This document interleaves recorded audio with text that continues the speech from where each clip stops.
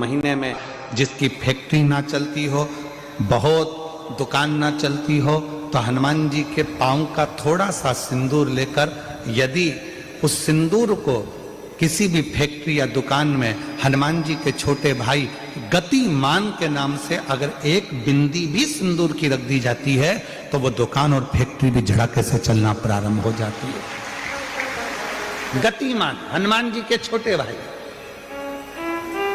एक हनुमान जी के छोटे भाई हैं मतिमान। जब व्यक्ति डिप्रेशन में जाता है, एकाग्र चित्त नहीं रह पाता है, पढ़ने बैठता है पर एकदम मन नहीं लग पाता है, तो मतिमान का स्मरण किया जाता है। हनुमान जी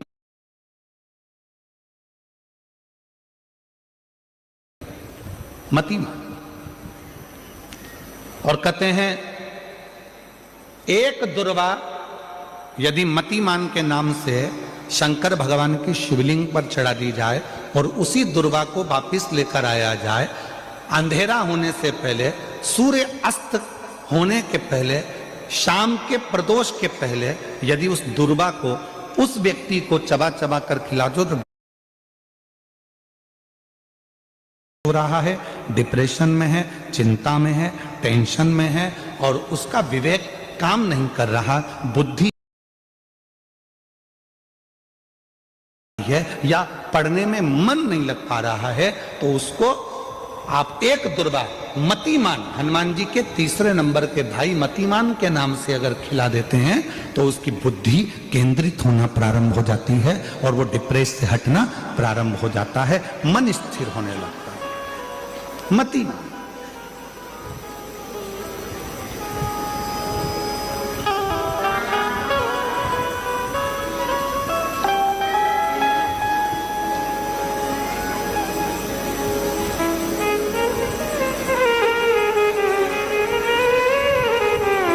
और एक नाम आता है व्रतिमान।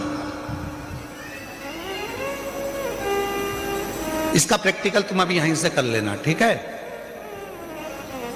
चलते चलते मालूम पड़े तुम्हारी पार्किंग यहां से आधा किलोमीटर दूर है, ठीक है?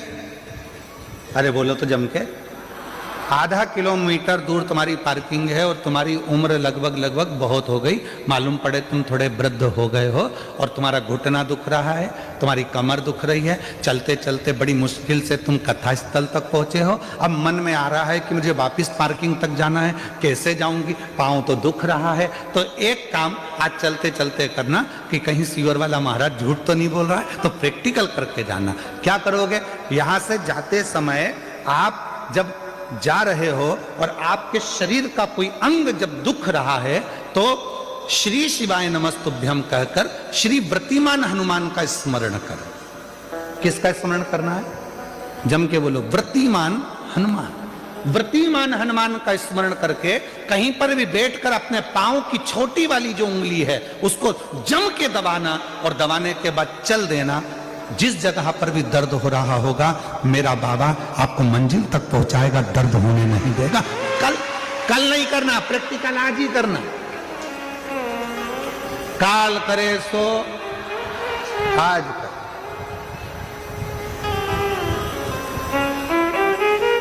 व्रतिमान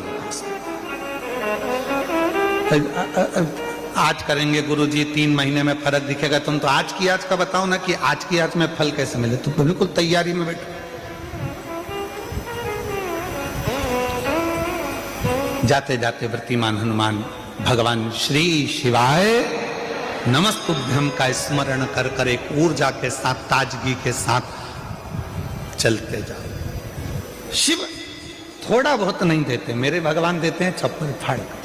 अब हनुमान जी महाराज का प्रागट्य हो गया, हनुमान जी महाराज आ गए, पूरे आनंद के साथ राम जी की सेवा करी। ये सारी कथा आप लोगों ने श्रवण करी है, रामचरितमानस में भी और शिव पुराण में भी और श्रीमद् भागवत में भी, कई जगह पर आपने इस कथा को सुना होगा। अब मूल कथा जो शिव पुराण की, स्कंद पुराण का मूल तत्व है, उसकी ओर हम बढ़ रहे हैं, जो बड़ी सुंदर कथा है। स्कंद पुराण के रेवा खंड की ये कथा, स्कंद पुराण के रेवा खंड में से इस कथा को दिया। स्कंद पुराण का रेवाखंड कहता है हनुमान जी महाराज राम जी के साथ में लंका पर चढ़ाई कर दिए, विजय प्राप्त कर लिए, आ गए। पुष्पक विमान में बैठकर मां सीता को लेकर आ रहे थे। अब आइए मुख्य कथा, स्कंद पुराण शिव पुराण की वो कथा जो अपने अंदर अपने को उतार आ रहे हैं। राम जी बैठ गए पुष्पक विमान में, मां जानकी साथ में, विभीषण, हनुमान सब साथ में चल। बीच में स्थान आया, हनुमान जी ने कहा प्रभु ये वो भूमि है जहां मेरी मां अंजना रहती है, जहां मेरी माता अंजना यहां रहती है, ये वो भूमि है। राम जी ने पुष्पक विमान को आदेश दिया, हे पुष्पक नीचे होइए, इस भूमि पर अंजना माता की इस भूमि पर पुष्पक को रोका। हनुमान जी पुष्पक विमान से नीचे उतरे। हनुमान हमें तुम्हारी मां से मिलना है। जिस हनुमान ने लंका पर विजय प्राप्त करा दी, जिस हनुमान ने लक्ष्मण को संजीवनी बूटी ला कर दे दी, उस हनुमान जी की माता से मुझे मिलना है। हनुमान जी ने हाथ जोड़कर कहा प्रभु माता से तो मिला दूंगा, मना नहीं है, पर मेरी माता सबसे ज्यादा यदि आराधना और साधना करती है तो शिव की करती है। राम जी ने जो शब्द कहा प्रत्येक व्यक्ति के दिल में वो शब्द छूना चाहिए। मेरे भगवान राम बोले हनुमान, जब किसी शंकर के भक्त का दर्शन होता है, शंकर तो कभी नहीं मिलते, पर शंकर का यदि कोई सही भक्त मिल जाता है तो समझ लेना कि शंकर का दर्शन उसी क्षण हो गया, उसी क्षण।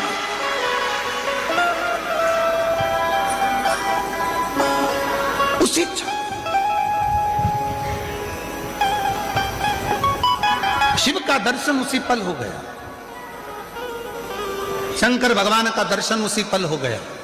यदि कोई शंकर भगवान के भक्त का दर्शन कर लेता है, शिव भक्त का दर्शन कर लेता है, तो समझ लो कि शंकर भगवान का भक्त का दर्शन शिव का दर्शन। आप कौन है? क्यों लोग कहते हैं कि शिव महापुराण के कथा के पंडाल में जाकर बैठो और आपकी मनोकामना पूर्ण हो जाती है, कथा के पंडाल में जाकर बैठो शिव पुराण के और आपका मनवांचित फल प्राप्त हो जाता है। आखिर शिव महापुराण के कथा के पंडाल में ऐसा होता क्या है?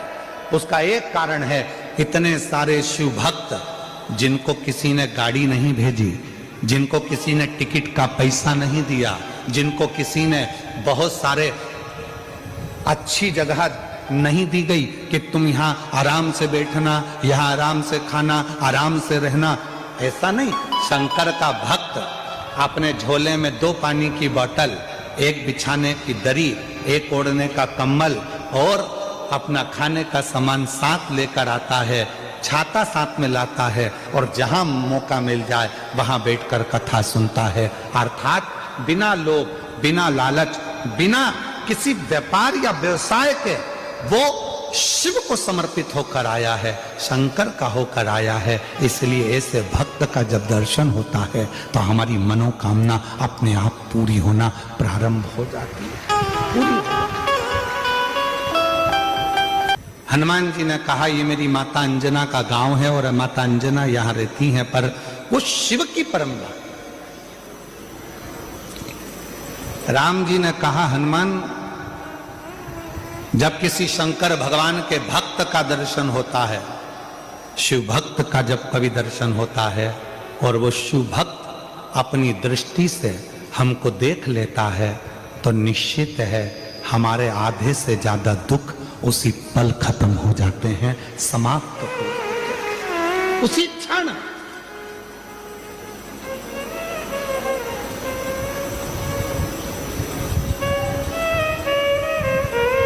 इसीलिए हमको लगता है ज्यादातर भक्त लोग, कोई शिव भक्त मिलता है तो जम के आवाज लगा देते हैं, हर हर महादेव। किसी मंदिर में जाकर लोग शोर नहीं मचाते।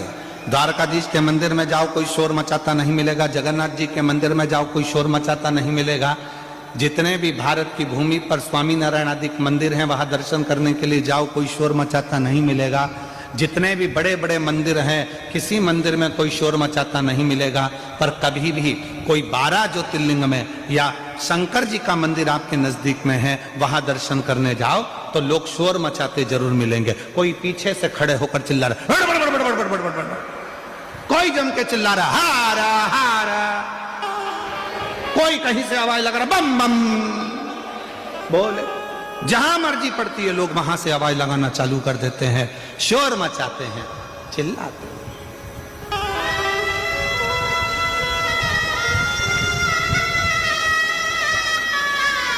शिव के नाम लेकर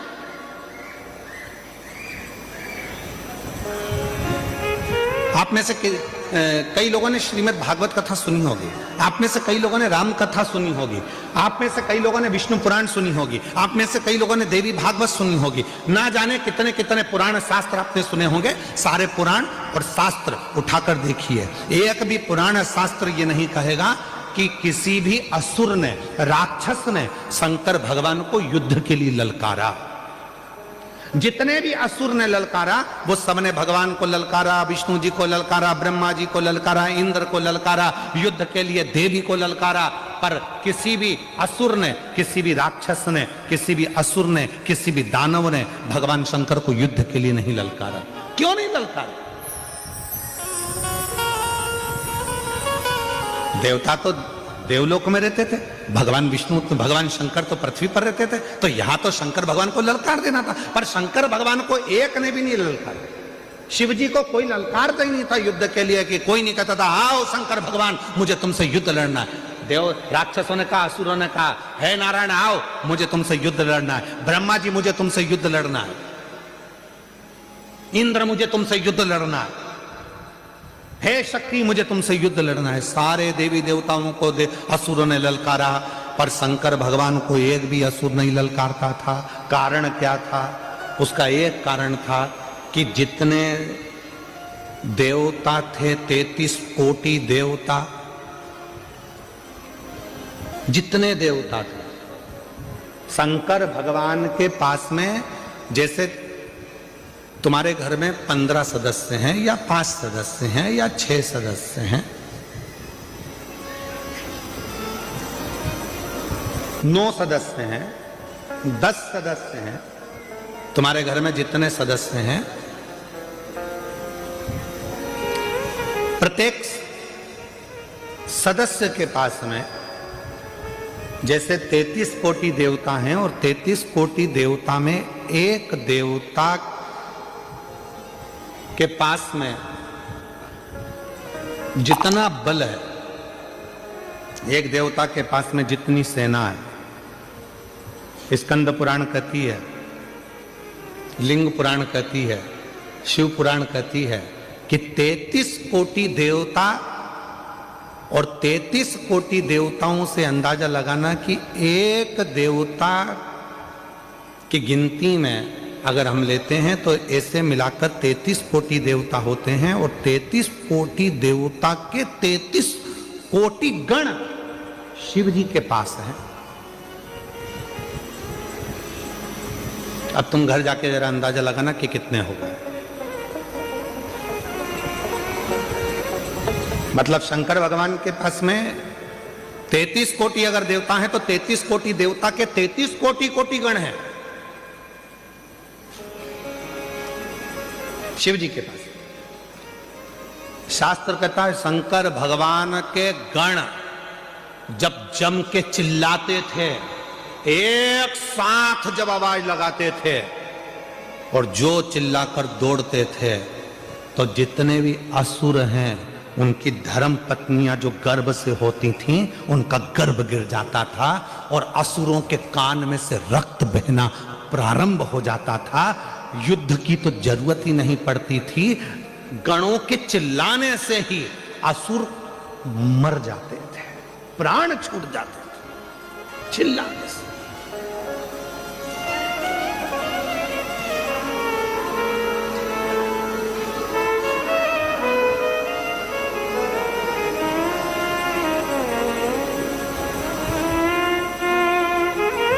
कई लोग पूछते हैं क्यों महाराज जी ये इतने सारे भक्त कथा सुनने आते हैं, ना तो इनके पास कोई पत्र जाता है, ना कोई निमंत्रण जाता है, ना पीले चावल जाते हैं।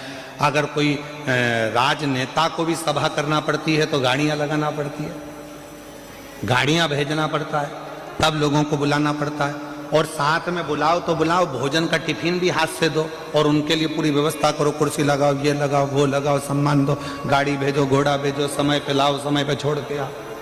पर ये शिव पुराण एक ऐसी कथा है जिसमें ना तो पीले चावल दिए जाते हैं, ना निमंत्रण दिया जाता है, ना किसी के यहाँ पत्र भेजा जाता है, ना किसी के यहाँ जाकर कहा जाता है। उसके बाद भी ये लाखों लाखों शिव भक्त अपने आप आ जाते हैं। उसका क्या कारण है? उसका एक कारण है, स्कंद पुराण कहती है, ये जितने शंकर के भक्त संसार में रहते हैं, ये शंकर भगवान के पूर्व में कोई रिश्तेदार रहे होते हैं जो शंकर की डमरू की आवाज सुनकर दौड़ पड़ते हैं और कथा में आकर गए।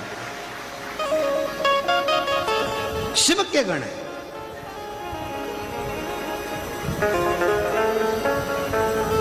इसलिए महादेव नमन चरणों में स्वीकार कीजिए, सबका किया है मेरा भी उद्धार कीजिए, उद्धार कीजिए। हे त्रिपुंडधारी, हे त्रिशूलधारी, हे त्रिपुंडधारी, हे त्रिशूलधारी, चरणों में तेरे बाबा जी पावन रे चारों धाम, तेरी देव करते वंदना पूजे सीताराम। चरणों में तेरे बाबा जी पावन रे चारों धाम, तेरी देव करते वंदना पूजे सीताराम। हो जाए पूरी कामना, हो जाए पूरी कामना, उपकार कीजिए, सबका किया है मेरा उद्धार कीजिए, उद्धार कीजिए। हे त्रिपुंडधारी, हे त्रिशूलधारी, हे त्रिपुंडधारी, हे त्रिशूलधारी। आप जरा विचार करिएगा,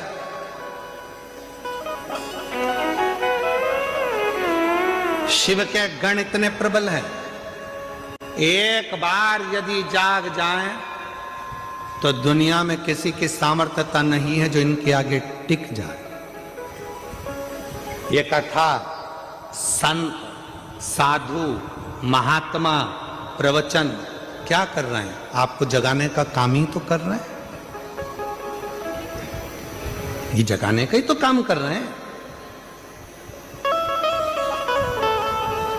आज जो बांग्लादेश में हो रहा है, हिंदुओं को पूछकर जिंदा की जिंदा लटकाकर उसमें आग लगाई जा रही है।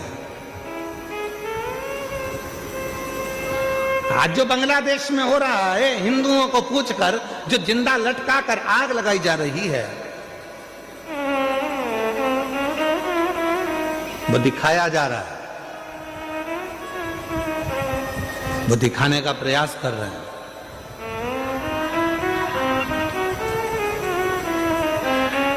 कि जब हमारी संख्या बढ़ी तो हम तुम सबको ऐसे ही लटकाकर आग लगा देंगे। इसलिए मेरी जीजियों और मेरे जीजाओं और मेरी बेटियों, बेटाओं और मेरे बुजुर्ग माँ बाप, ध्यान रखना, एकजुट होना प्रारंभ हो जाओ और अपने सनातन को मजबूत करना प्रारंभ करो।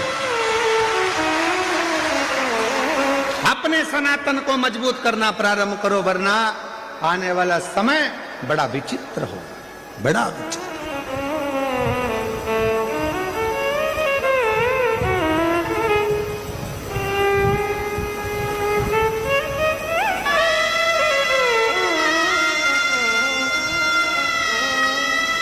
वो तो आपके गुजरात के दो प्रबल मेरे वल्लभ भाई पटेल जी की कुछ कृपा की मूर्ति आप लोगों ने दिल्ली में बिठा रखी है, तो सनातन धर्म की मजबूताई बहुत प्रबल हो रही है।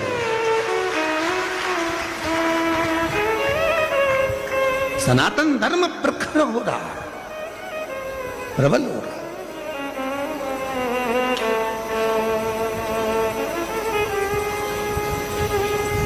और उसकी प्रबलता आपको करना है। अंजना माता को देखो, अंजना माता की कथा को देखिए, अंजना माता के एक भाव को देखिए। भगवान राम कह रहे हैं सुनो हनुमान, अगर शंकर भगवान का कोई भक्त, शिव की आराधना करने वाला, शंकर की साधना करने वाला, शंकर को भजने वाला, शंकर को स्मरण करने वाले, अगर उस शिव के भक्त का भी मात्र दर्शन हो जाए, जो शंकर को दिल में बिठाता है, वो हमको अगर एक बार देख भी लेगा तो हमारे दुख, हमारी तकलीफ, हमारा कष्ट मिट जाता है, हमारा दुख समाप्त हो जाता है।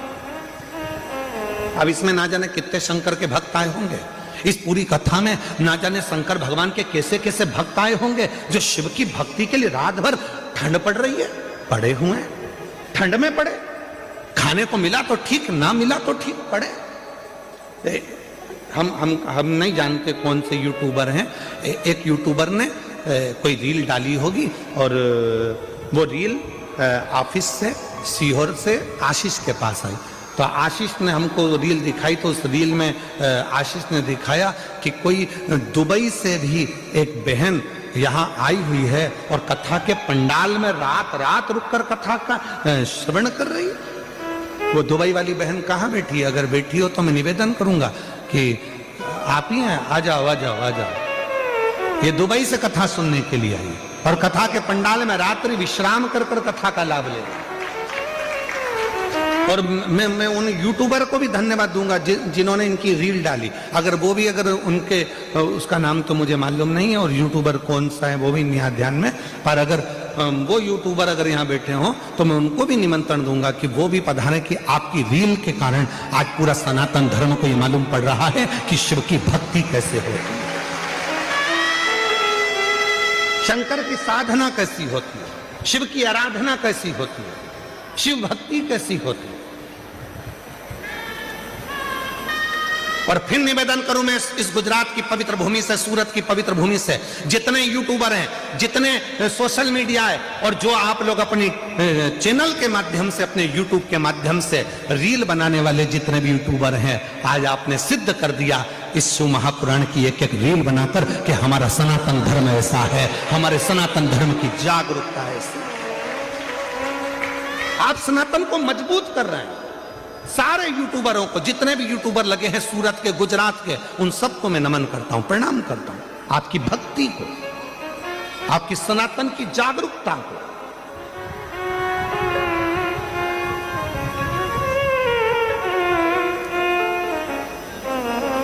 और महादेव नमन चरणों में स्वीकार लीजिए, सबका किया है मेरा भी उद्धार कीजिए, उद्धार कीजिए। है त्रिपुंडधारी, हे त्रिशूलधारी, है त्रिपुंडधारी, हे त्रिशूलधारी।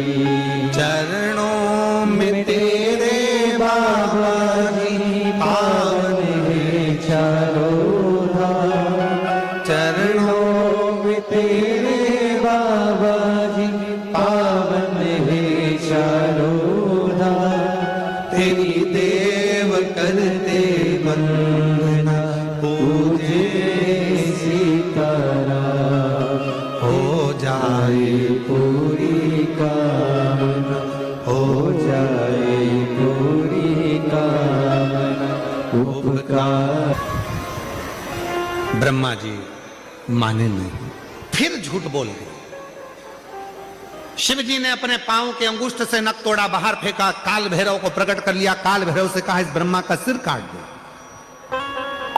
काल भैरव ने चीटी उंगली का नख तोड़ा, फेंका ब्रह्मा जी के सिर को काटने के लिए, और जिस मुख से ब्रह्मा झूठ बोल रहे थे, फेंकते से ब्रह्मा जी का सिर कट गया, लुढ़कता गया, रक्त बहने लगा। उस रक्त से कर्मनाशा नदी प्रकट हो गई। आज भी वो कर्मनाशा नदी उत्तर प्रदेश में बहती है, जिस पर उत्तर प्रदेश गवर्नमेंट ने बड़े बड़े बोर्ड लगा कर रखे हैं, ये कर्मनाशा नदी है, इसमें हाथ न धोइए, ये कर्मों का नाश कर देती। झूठ बोले ब्रह्मा जी तो उनके रक्त से कर्मनाशा नदी प्रकट हुई, जिस नदी का जल आज भी विद्वान हाथ नहीं लगाते, क्योंकि वो कर्मों का नाश कर देती है। भगवान विष्णु ने जाकर प्रार्थना करी, प्रभु क्षमा करिए, ब्रह्मा जी की गलती हो गई, आप क्षमा कर दीजिए। तब भगवान ने कहा क्या चाहते हैं नारायण? नारायण ने कहा ये कटा हुआ जो सिर है ब्रह्मा जी का, लोग इससे नफरत करेंगे, आप कुछ कृपा कर दीजिए। तब भगवान देवाधिदेव महादेव ने करुणा करी और ऐसी कृपा करी, शिव जी ने कहा ये ब्रह्मा का कटा हुआ सिर बट वृक्ष बन जाएगा, और उस बट वृक्ष की छांव में मैं खुद बैठूंगा। भगवान शंकर उस बट वृक्ष की छांव में जाकर विराजमान हो गए, और शिव जी का नाम बटकेश्वर महादेव हो गए। बटकेश्वर आज भी बड़ के पेड़ के नीचे जो शिव जी का, शंकर का शिवलिंग होता है, वहां जल चढ़ाने का बड़ा महत्व होता है, बड़ा महत्व। और एक निवेदन हम आप सबसे करते हैं, ध्यान दें थोड़ा सा, चाहे बेलपत्री का वृक्ष हो, आंवले का वृक्ष हो, पीपल का वृक्ष हो, बट वृक्ष हो, शमी वृक्ष हो, कोई भी वृक्ष हो, उस वृक्ष के नीचे प्रयास करा करो जल चढ़ाओ, मना नहीं। पर उस वृक्ष के नीचे कई लोग दही चढ़ा देते हैं, कोई लोग कुछ चढ़ा देते हैं, कोई लोग कुछ चढ़ा देते हैं, तो वृक्ष की जो जड़ है वो धीरे धीरे खराब होने लगती है और पेड़ सूखने लगता। तो मेरा निवेदन इस व्यासपीठ से हम सबसे कहें, आप लोगों से निवेदन है, एक तो आप और हम सब मिलकर तो बहुत सारे पेड़ तो लगा नहीं पा रहे हैं।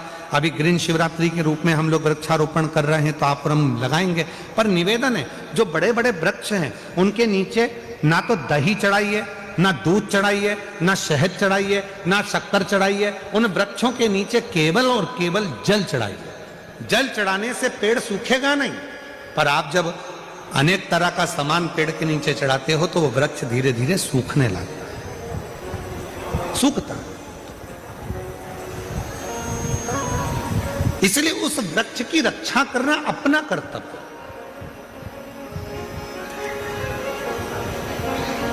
कई लोग बड़ के पेड़ के नीचे जाते हैं, उनकी भी पत्ती तोड़कर भगवान को चढ़ा देते हैं। ना ना ना, जो प्राचीन वट वृक्ष होते हैं, जो पुराने वट वृक्ष हैं, 500 साल पुराने हो, 700 साल पुराने हो, 1000 वर्ष पुराने हो, उच्चारण करते करते करते करते जब शंकर के भगवान के नजदीक में जाएंगे तो शिव कुछ ना कुछ आपको दिया होगा, इसलिए शंकर भगवान आपको अपनी ओर खींच लेंगे, अपनी ओर।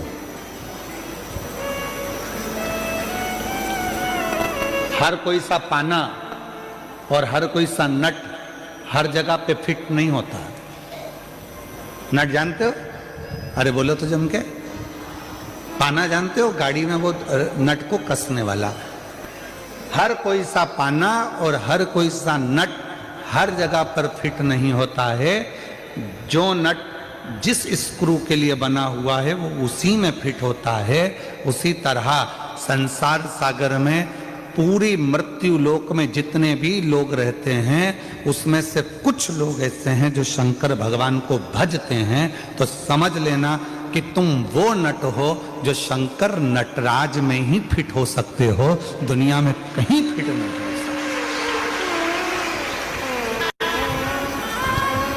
किसी की सामर्थ्यता नहीं कि आपको वो फिट कर दे।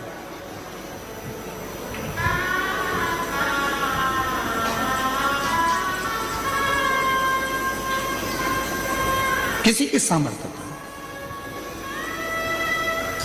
एक बड़ा सुंदर प्रसंग आता है भगवान शंकर की परम भगत हनुमान जी महाराज की माता मां अंजना जी। शिव जी की परम भगत थी माता अंजना। संतान का सुख नहीं था माता अंजना के, संतान प्राप्ति नहीं थी माता अंजना के। जब माता अंजना के यहां पर औलाद नहीं थी, संतान नहीं थी, तो बड़ी हताश रहती थी। राजा केसरी ने यज्ञ करवाया तो भी माता अंजना के घर में संतान नहीं हुई। बड़े बड़े अनुष्ठान करवाए राजा केसरी ने, फिर भी माता अंजना के गर्भ से औलाद नहीं हुई।